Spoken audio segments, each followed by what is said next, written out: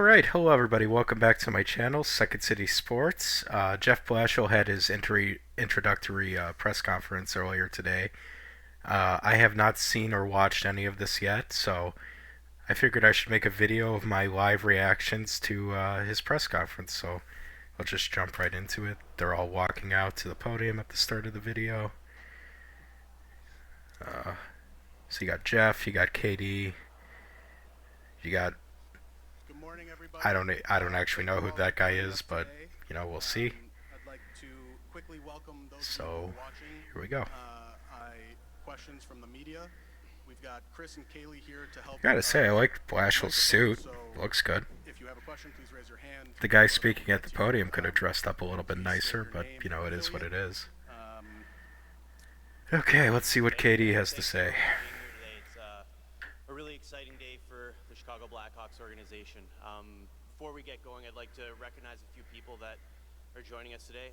First, our management and Jamie Faulkner, Danny Wirtz, appreciate. Ooh, mentioning Jamie Faulkner, already a bad start for Blackhawks Twitter there.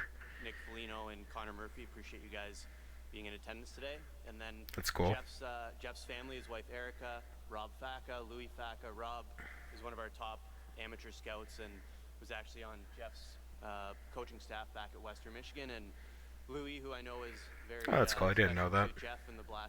Going back several months, we crafted what we were looking for in the next head coach of the Chicago Blackhawks. We wanted and you didn't get David Carl, so you went for Blashill. Instill, teach, and hold our players just kidding. I think he'll do okay. Habits required to winning. With his considerable head coaching experience, both the pro and amateur ranks, with championships along the way, his experience working with elite coaches, with elite players, and also the opportunity to have learned through his first 10 years in NHL. Elite players is a bit of a stretch. And qualified I mean, Larkin and stuff, but Sider.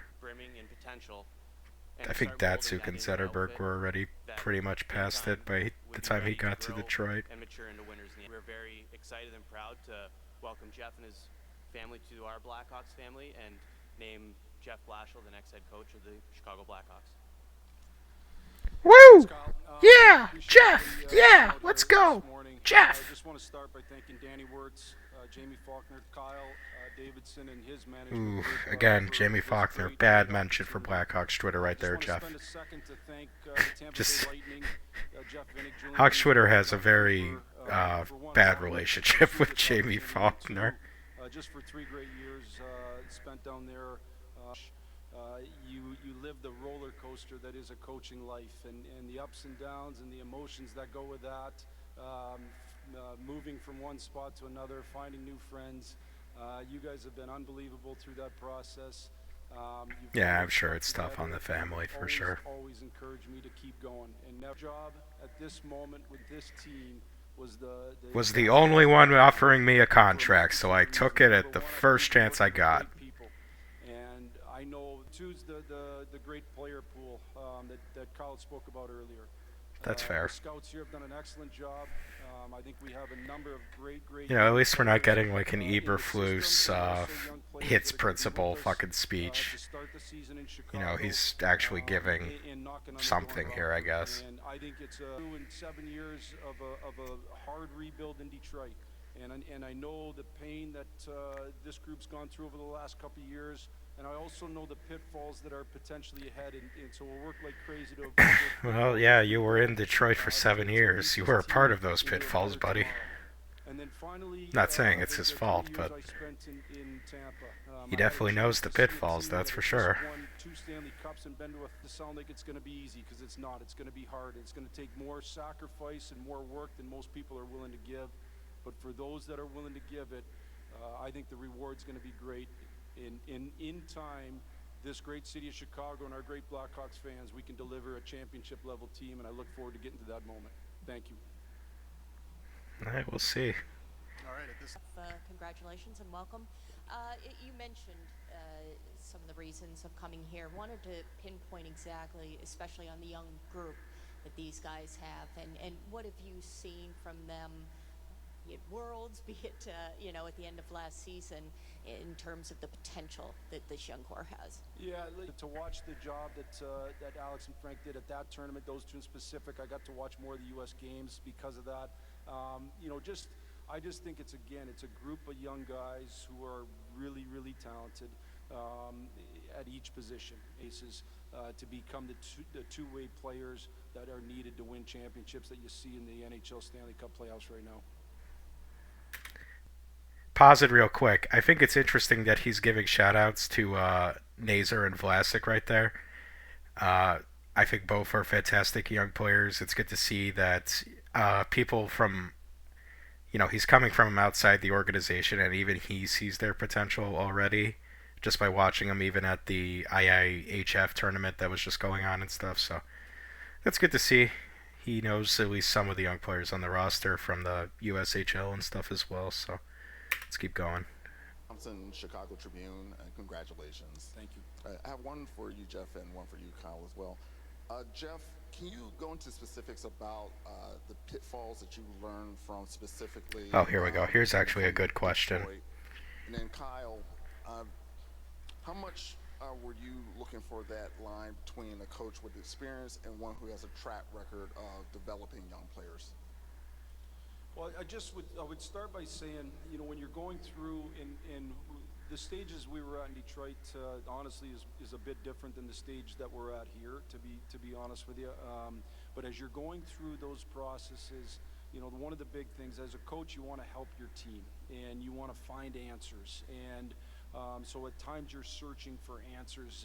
How can we best put our guys in the best position to have success? And there's certainly times as you go through that you can over search for answers, that you can maybe change a system when maybe that's not what needs to be done. And sometimes you just have to stay calm, believe in the process, and stay the course. And I just think going through those times allows me to remain calm and stay focused on the process in the face of the adversity that you face as you're trying to go from being a team that's near the bottom to being a team that's at the top.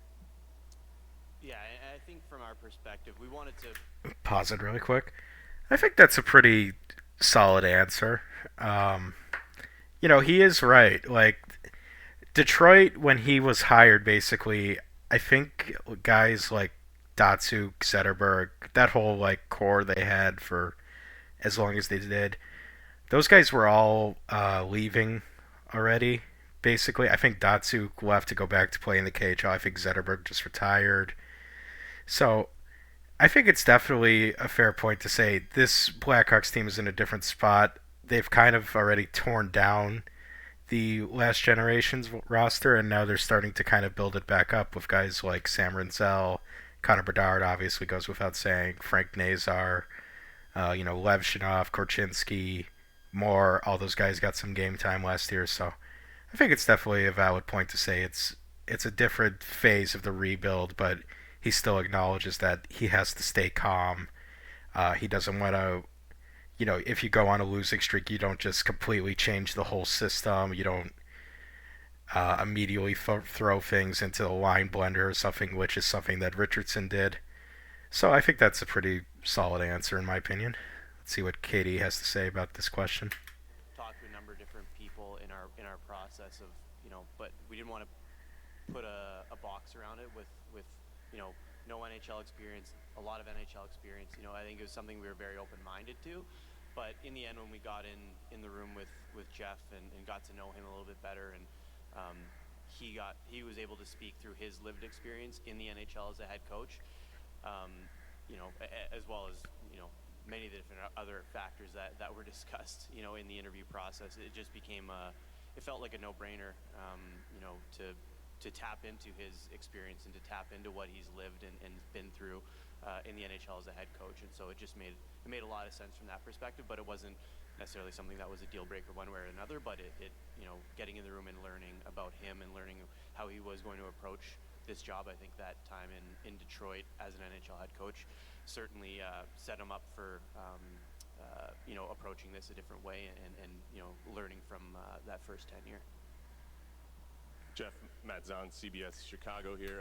Okay, that was kind of word salad, honestly. But he's basically just saying like, yeah, we were pretty open to everybody. Um, you know, he didn't. I don't think he was going to acknowledge that they couldn't get Carl. So it is what it is. Just listen to the next question. Building off Phil's question about the pitfalls of the rebuild in Detroit, how do you balance developing young players against wanting to win games right away, especially for veterans on the roster as well? It's a good question. I've actually been asked that question a lot through my coaching career, even at times in USA Hockey stuff and stuff like that. The balance between development and winning, and I've always felt like they go absolutely hand in hand. Once you kind of have your team, the best way to increase the ceiling of your team is for those individual players to get better. And that's not just the young players. That's asking Nick Foligno to make sure he continues to improve his game in finding different ways to be as successful as possible. And certainly it goes to the young players as well. Ultimately, when you have a group of young, talented players, again, if your ceiling's here and you can find a way to keep developing those guys, your ceiling goes up and up and up. Hello? I think we lost it. Oh. Yep. So Wouldn't be a Blackhawks press conference without a little bit of fucking audio mess ups. So yeah, he handled it well. is that? Oh no. I also think he's answered this question pretty well. Might as well talk about it now.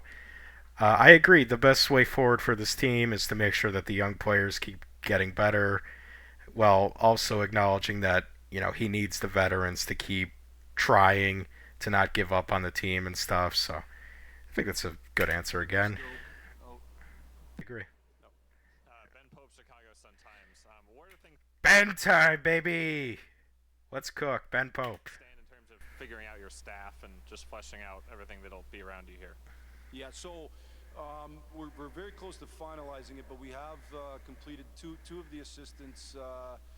Anders Sorensen will stay as one of our assistants. I've known Anders for a long time. I have tons of belief in him as a coach, as a person. I think he's a great fit to help guide our young players. He's got relationships with a number of guys, which I think is important, so it keeps some continuity on the staff. We've hired Michael Pekka, who has been with the Rangers for the last couple of years, worked in the American Hockey League for a couple of years as an assistant to actually a very good friend of mine, Seth Appert, who was the head coach in Rochester. So I've got to know Michael through that process.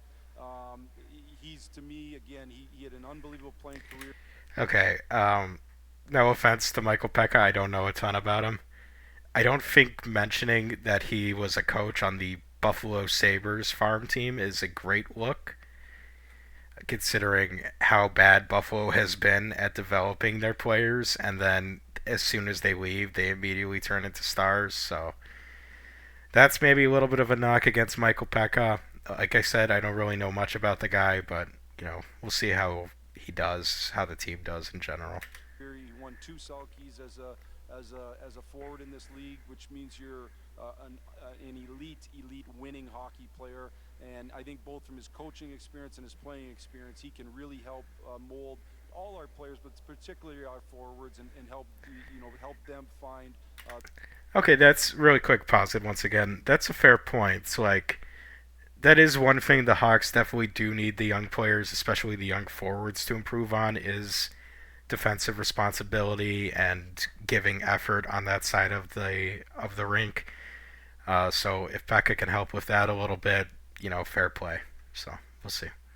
Obviously, again, you don't know if just because you were a great defensive player doesn't mean you're going to be you're not going to be great at coaching defense into players, if that makes sense. But we'll see. Their best games as we try to guide them to being the better all. I think it's going to be Jimmy Waite will stay as well. I know. Good.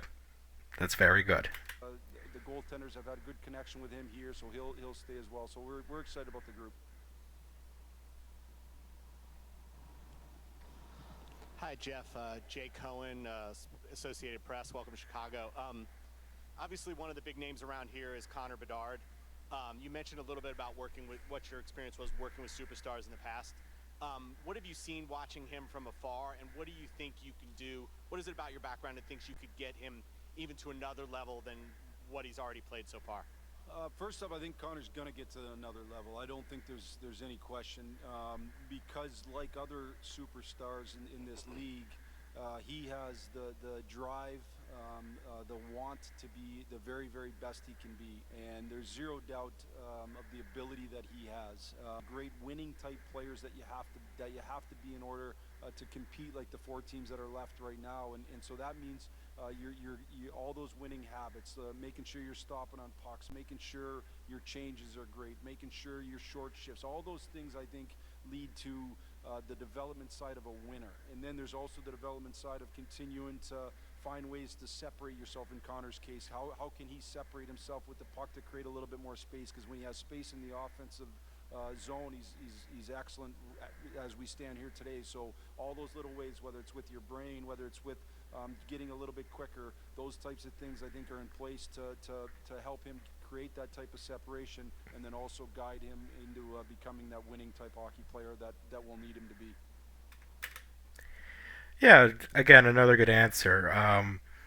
That is one of the weaknesses of Bedard's game is that he, especially this season, he really struggled creating separation from defenders and stuff. The other thing with him is he does have a tendency to hang on to the puck way too long. So if Blashill can kind of coach the puck holding out of him and help him find ways to get separation, I think that's all for the best. Good morning, Coach. Patrick Fazio with NBC5. You talked about getting the team back to a championship level. How many years do you expect that to take? Because Oh, Jesus, dude, come on. I'm editing out some of these questions if I don't really have much to say about them, but Jesus, that is an awful question. I think, I'm gonna be honest, Rinkside sent me this question earlier and I was just like, fucking of course, somebody had to ask. What a dick. Chicago's a tough town, not just the Blackhawks, but our teams here don't give the coaches more than a couple of years. And even those that win championships only make it maybe a decade or so, if that. So how do you feel about that, playing in this coaching? This is a really awful question. Being a tough city to coach in, and how soon could you get to that championship level?